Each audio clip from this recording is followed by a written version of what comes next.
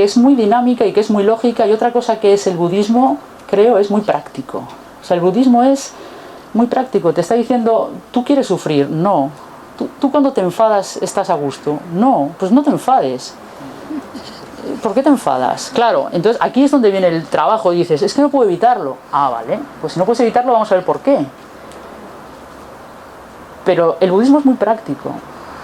¿Estás vivo? Sí, bien, pues aprovecha, tenemos todo el potencial, tenemos el infinito potencial de esa mente de inteligencia humana y de esa mente conceptual que nos permite ir adiestrando esa mente para ir generando esos estados internos pacíficos, armoniosos, en el día a día, sin más pretensión, sin pretender la iluminación en esta vida, que es difícil en una sola vida, ¿no? Nos quedan muchas por delante. Pero sin grandes pretensiones, con los pies en esta tierra, utilizar pues esa parte lógica y práctica de nuestra mente, reconocer que esos estados aflictivos o estados de sufrimiento, si los analizamos, surgen de mi mente y que los demás pueden ser a veces una condición para que se active en mí ese estado aflictivo, ese enfado o ese miedo o ese apego, pero no son la causa principal. Entonces el budismo, la práctica del budismo lo que te va a decir es que dejes de externalizar la culpa, que dejemos de culpar a los demás de nuestro sufrimiento. Nos va a decir también que dejemos de proyectar nuestra felicidad en los demás o en cosas, en objetos en concreto. Nos va, como dice también otro de nuestros maestros, Tritul Rinpoche, dice, el Dharma a mucha gente que se acerca por primera vez le dice, puede ser que te haga sentir incómodo, porque el Dharma, una vez que empiezas a practicarlo, lo que te va a hacer, el Dharma funciona como un espejo. Olvídate de los errores y de los engaños de los demás. La causa de tu sufrimiento, de mi sufrimiento, no es el enfado de Juncal. Juncal puede venir enfadadísima, que jamás la he visto, pero puede venir enfadadísima un día, pero su enfado no es mi sufrimiento.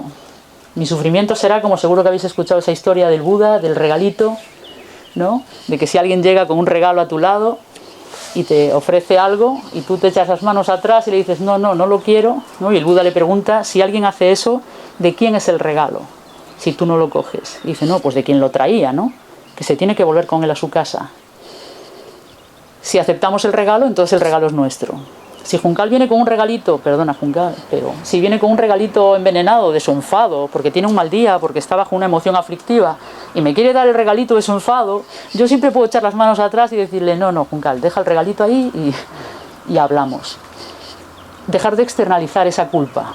Por eso dice Tritul Rinpoche que el Dharma nos hace sentir incómodos, porque nos va a decir, deja de echar la culpa, también deja de imputar la felicidad en los demás, que menuda responsabilidad, o sea, menuda mochila le damos, ahora ven y hazme feliz.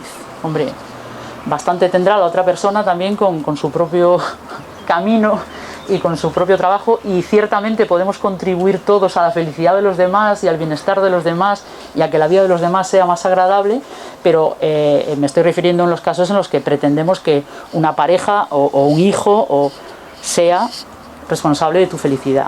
Y entonces cuando no lo soy es porque tú no estás haciendo lo que deberías hacer, o porque no me prestas la atención que yo necesito para ser feliz y todas esas cosas. Bueno, pues todo ese batiburrillo emocional en el que vamos de un lado al otro muchas veces es en lo que el budismo identificamos como esas emociones aflictivas o esos engaños que son causa de sufrimiento. Y el trabajo es con uno mismo y con la mente de uno mismo. Y en las mentes de los demás, evidentemente, reside el mismo potencial de alcanzar la iluminación y residen también las mismas emociones aflictivas que, dependiendo de las condiciones que aparezcan, despiertan, y entonces vemos a alguien enfadado, o vemos a alguien en modo miedo, o vemos a alguien en modo compasivo o en modo generosidad. ¿Y qué conexión tiene esto con la muerte? Diréis. Porque soy yo de irme mucho por los cerros de Úbeda, provincia de Jaén, ¿no? Pues, tiene que ver... porque lo que intentaba transmitiros es que, una vez más digo, espiritualidad y pandemia, espiritualidad y lo que queráis.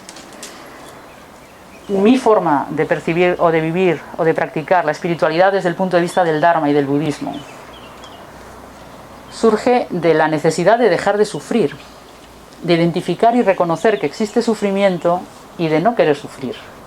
Y entonces, y entre otras muchas cosas, evidentemente, y encontrar muchas respuestas a muchas preguntas que dan sentido, desde mi posición, encuentro esas respuestas que dan sentido a todas las preguntas que me hice desde que tengo uso de razón, ¿no? A muchos porqués, de por qué el sufrimiento, ¿no? ¿Por qué aquí? ¿Por qué no en otro sitio? ¿Por qué naces en esta parte del planeta y no en la otra? ¿Por qué vidas tan cortas a veces y otras tan largas? ¿Por qué unas vidas tan difíciles y otras tan fáciles aparentemente? ¿Por qué lo que mi madre, mis padres ya fallecieron hace tiempo, los dos, pero como practicantes católicos que eran y muy coherentes y con un ejemplo, siempre lo digo, con un gran ejemplo que nos dieron a sus hijos, pero que no, personalmente no acabó de darme las respuestas que yo necesitaba, ¿no? Pero yo a mi madre, hace muchísimos años, a mi madre le decía, no, si yo, a mí me encantaría tener tu fe, le decía yo a mi madre, porque yo veo que tu fe te ayuda, pero yo no la tengo y no la puedo comprar. Entonces a mí hay respuestas que me faltaban, que no encontré ahí, pero por supuesto vi que mi madre las encontró y su vida fue, en muchos momentos duros, mucho más llevadera. Por eso la fe es un valor, y creo que sin fe, del latín fides, confianza, con diferentes niveles de fe, pero sin confianza en algo, en un camino, en alguien, es mucho más difícil este tránsito de esta vida, ¿no?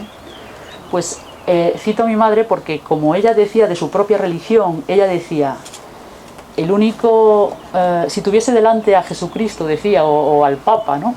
A alguien a quien pudiese hacerle esta pregunta, lo único que no entiendo de mi religión, decía ella, el único a lo que no encuentro la respuesta es al misterio del dolor de los inocentes, decía, ¿no? El misterio que, si aquí hay personas católicas, dentro del rosario católico hay uno de los misterios, creo que es el del dolor de los inocentes. Vale, pues ese planteamiento, que mi madre no encontraba la respuesta de cómo Dios, o cómo decía, desde mi religión no entiendo cómo Dios permite el dolor de los inocentes. Yo, como ser humano con muchas preguntas que pululaba de un lado al otro, yo no lo llamaba así, pero efectivamente el sufrimiento siempre fue algo que me llamó la atención y que me hizo preguntarme, hacerme esa gran pregunta de por qué el sufrimiento, por qué unos más que otros, por qué, bueno, pues todos esos porqués, ¿no? A mí eso personalmente me llevó a lo largo de mi vida a ir tomando decisiones personales y laborales, a cambiar de sitio, a cambiar de trabajo, a enfocarme un poco, a canalizar esa inquietud que creo que ya era espiritual, sin tener votos ni practicar ninguna religión, pero evidentemente era una inquietud espiritual que me marca y que me hace, pues, tomar derroteros laborales también diferentes, e ir cambiando y trabajar antes de ingresar en el monasterio por los últimos 12 años ya de mi vida trabajando en el mundo de la cooperación internacional, del comercio justo, y en un intento de comprender el sufrimiento y aliviarlo, sobre todo. ¿A mí qué me ocurrió? Pues que al llegar a encontrarme con el budismo, al encontrarme con el Dharma, al encontrarme en concreto con quien es mi maestro, con Geshe Tenzin, encuentro las respuestas, al menos para mí. Respuestas que no solo me satisfacen, sino que hacen que me rape la cabeza y lo deje todo y diga, esto es lo suficientemente interesante y profundo como para dedicarle todo el tiempo. Y entonces, aunque mi nombre es renuncia, ¿no? Neyung significa renuncia, a la renuncia que se refiere el nombre es a la renuncia al sufrimiento realmente.